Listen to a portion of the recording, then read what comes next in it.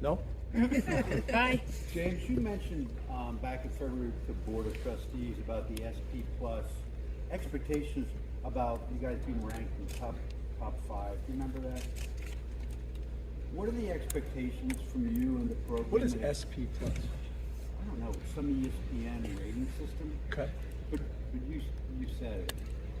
I said SP Plus? Yeah, or you I said don't think ranked. so. I've never heard of it. You said SP. SP. SNP. SNP. Anyway, everyone, including you, the Board of Trustees, is talking about expectations for this team. Is it too early? No, I mean, that's what everybody does in the off season. I get it. We finished the season well. We got a ton of talented players coming back. We still have some question marks, but that's what the off season, is about. Those types of conversations. I get it, but we're just trying to get better today. I thought we had a good practice today. We got to be ready to play well against West Virginia and see where it takes us. Have you accomplished what you wanted to accomplish to this point right now, Cam? Yeah, we've gotten a ton of reps, which has been good. I would have liked to get into the stadium a little bit more, but the weather hasn't necessarily cooperated with that. But we've gotten a ton of really good reps, really competitive reps. Our defense is playing really well.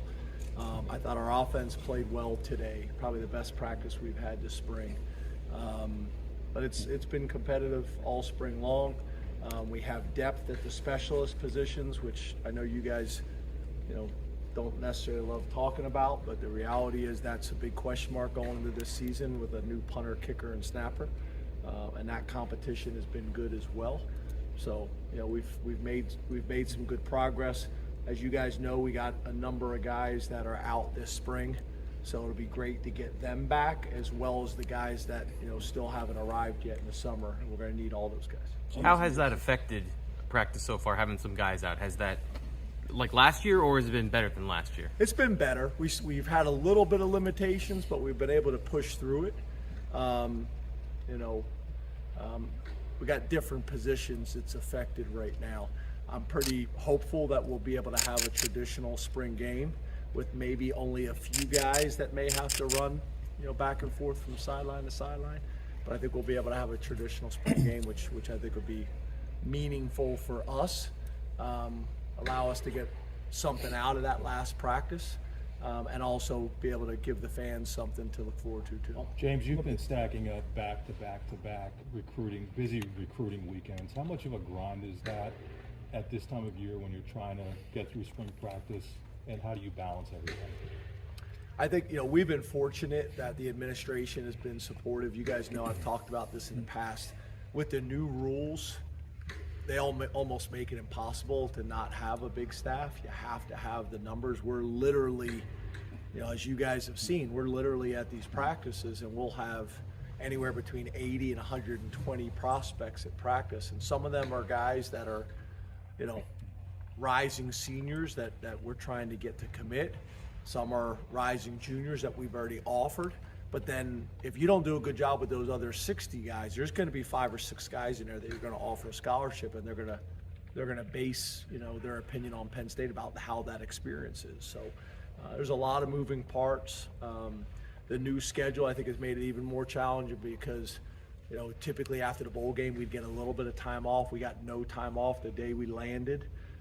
The day we landed from the bowl, we had an official visitor on campus. So I'm trying to find some times throughout the rest of the year from a calendar perspective, whether it's a long weekend, or throw them a real bone by coming in at 8 instead of 7, really be nice.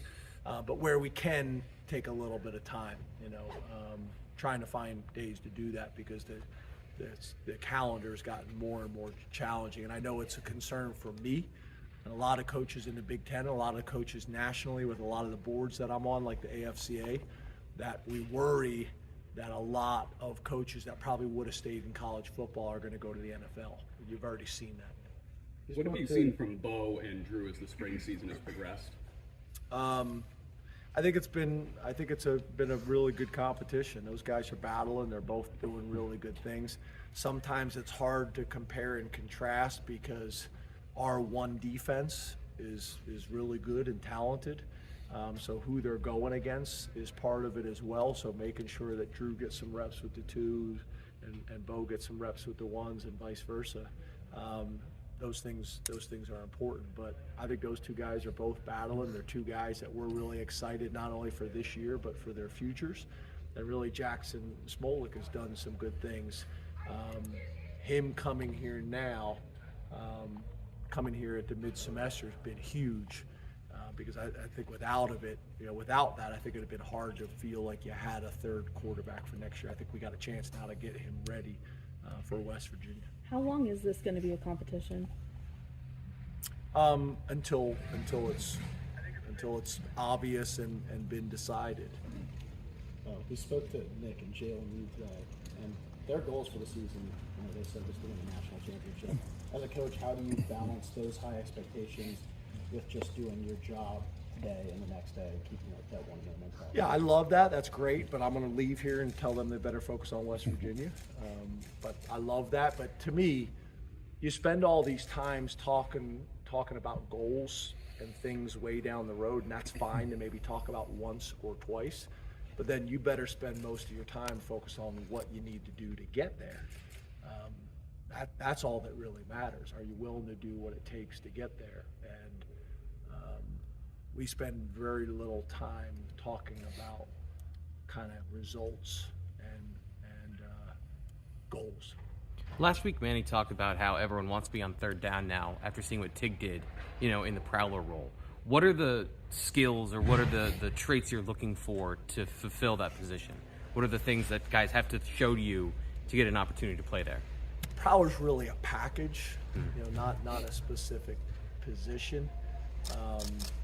It's our 3-down kind of chaos package in some ways, where we're able to bring a lot of people from a lot of different angles and try to put pressure on the quarterback and make it difficult for the offense to determine who's coming and who's not. And then to be able to have guys like Tig that have great instincts. I was talking to an NFL GM the other day about him. His instincts are through the roof, which makes him play faster and more productive. And that's what you need. You need guys on third down specifically, that have instincts and can kind of see what's coming and jump routes and play fast, and then have the ball skills to be able to finish it. We have that, and I think the other thing that helps is I think we're as good as we've been at defensive end. We got some guys that can rush the passer, and I actually think we do at D tackle as well, but we still have some question marks at D tackle. I was going to go there with the defensive tackles. You said you still have some question marks. Are there any guys that have flashed this spring, or any guys that you think have done a nice job there so far? Well, we got some guys out, so that's factoring into it as well. I think Zane Durant is really on a really good trajectory from I think you'll see a big jump from his true freshman year, kind of getting some reps, to now, being more of a guy with a significant role, and he's put really good weight on. You look at him, he doesn't necessarily look a lot heavier, but he's put on really good weight, and he's still lean and explosive and athletic. So he kind of fits what we're looking for. So he's probably a guy that's probably stood out as much as anybody. Then we're really looking forward to getting those guys back, and then we still got one D tackle that hasn't arrived yet. James, with Rojas and Robinson now for almost 4 weeks of the spring ball, what's your kind of assessment of their development thus far? Kind of like what I was talking about with the quarterback with Jackson Smolik, them being here now, I think has been really valuable. For Tamir, a huge part of it is just the confidence. I mean, I think we all forget he hasn't played football in a year. I literally was at his first game of the year when he got hurt and didn't play again the rest of the year. And so him getting out here and playing, I think has been really valuable for his confidence. And then Rojas is I think gaining more and more confidence every single day. He's put on 29 pounds since he's been here. and it's good weight. I don't know how that's necessarily possible, but he's put on 29 pounds. He's eating. Every time I go to the nutrition bar, he's sitting there eating. After practice, he's getting, an extra pump in, and he's playing fast and carrying the weight really well. So there's a lot of excitement about those two guys. James, you mentioned the specialist competition. What have Falcons and Thompson, your T transfers, what have they brought at kicker and punter? And what is it like as a transfer coming into a room that is typically pretty tightly knit? Yeah, you think about Stout. We've had guys like that in the past. But for us, the biggest thing is we think we're talented, but we're unproven and young. So to have a veteran guy that's done it in games before in the room to make sure it's a true competition, we thought was important, and that's really how it's played out so far. I think Paqueta and Sander are super talented. They need to be more consistent, and having those veterans in there for them to compete with and earn the job is really important. Thank you, Coach. Awesome.